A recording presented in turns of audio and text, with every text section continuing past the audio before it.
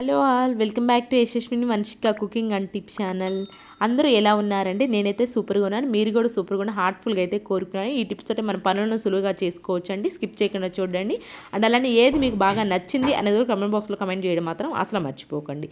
ఏమాత్రం ఆలోచించకుండా ఫస్ట్ టిప్ని అయితే చూసేద్దాము.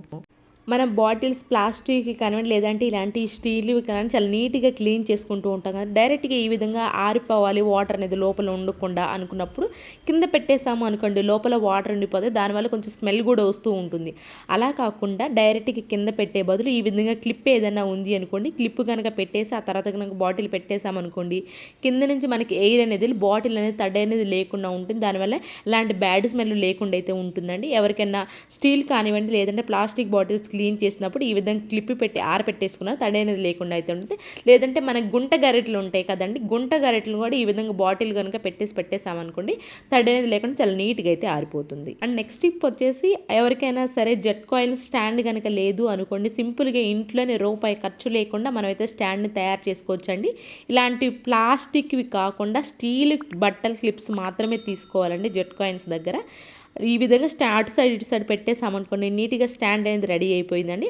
అండ్ ఇంకో సింపుల్ ట్రిక్ అండి, ఇక్కడ అల్యూమినియం ఫాయిల్ కనుక ఉంది అనుకోండి, మీకు జెట్ కాయిన్ అనేది మొత్తం కాలకుండా కొంతవరకే, మీకు ఎంతవరకు అయితే కాలాలి అనుకుంటున్నారో అంతవరకు ఈ విధంగా అల్యూమినియం ఫాయిల్ కనుక ఆ ప్లేస్లో చుట్టేసాము అనుకోండి, మీకు జెట్ కాయిన్ అంతవరకే కాలి ఆగిపోతుంది. ఎవరికైనా సరే కానివ్వండి, ఈ విధంగా సగం కాల జెట్ కాయిన్స్ మనకు పూర్తిగా అవసరం లేదు అనుకున్నాను, ఈ సింపుల్ ట్రిక్ని అయితే ట్రై చేయండి. ఐ హోప్ ఈ టిప్ కూడా నచ్చిందని, నచ్చితే కనుక ప్లీజ్ ఒక లైక్ ఇచ్చి ఛానల్ని సపోర్ట్ చేయండి. అండ్ నెక్స్ట్ టిప్ వచ్చేసి, ఆనియన్స్ కొన్నిసార్లు కొంచెం పచ్చిగా ఉన్నాయి అనుకోని త్వరగా కుళ్ళిపోయే ఛాన్స్ అయితే ఉంటుంది కదండి.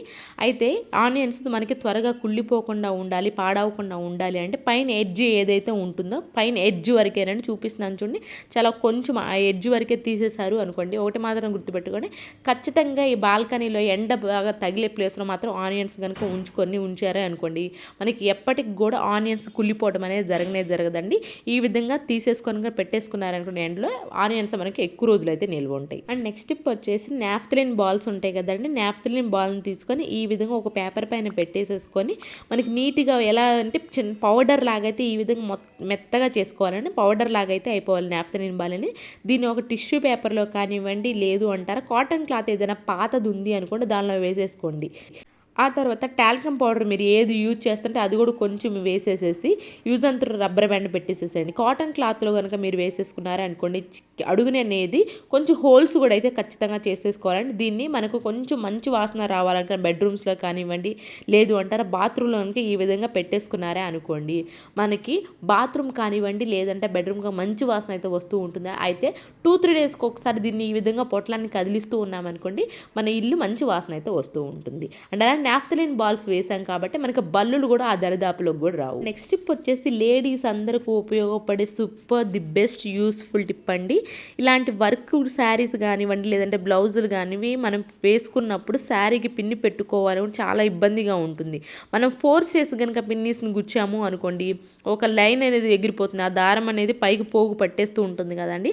అలా కాకుండా మనకి పిన్నీస్ ఎలాంటి పోగు లేకుండా అలానే నీట్గా మనకి ఎంత హార్డ్ వర్క్ ఉన్నా సరే కానీ ఈజీగా దిగాలి అని అనుకుంటే మాత్రం ఈ విధంగా టీ స్టైనర్ ఉంటుంది కదండి, స్టీల్ది మాత్రమే తీసుకోవాలండి. ఇక్కడ స్టీల్ తీసుకొని ఈ విధంగా ఒక 2-3 టైమ్స్ కనుక మీరు ఎక్కువ కనుక 2-3 మినిట్స్ షార్ప్ చేసి ఈ విధంగా షార్ప్ చేశారనుకోండి, చాలా ఈజీగా అయితే పడుతుందండి. మీరు ఎంత మనకి హెవీ వర్క్ ఉన్న బ్లౌజ్కైనా పిన్నిస్ పెట్టుకోవాలి అనుకున్నప్పుడు ఈ సింపుల్ ట్రిక్ని అయితే ట్రై చేయండి.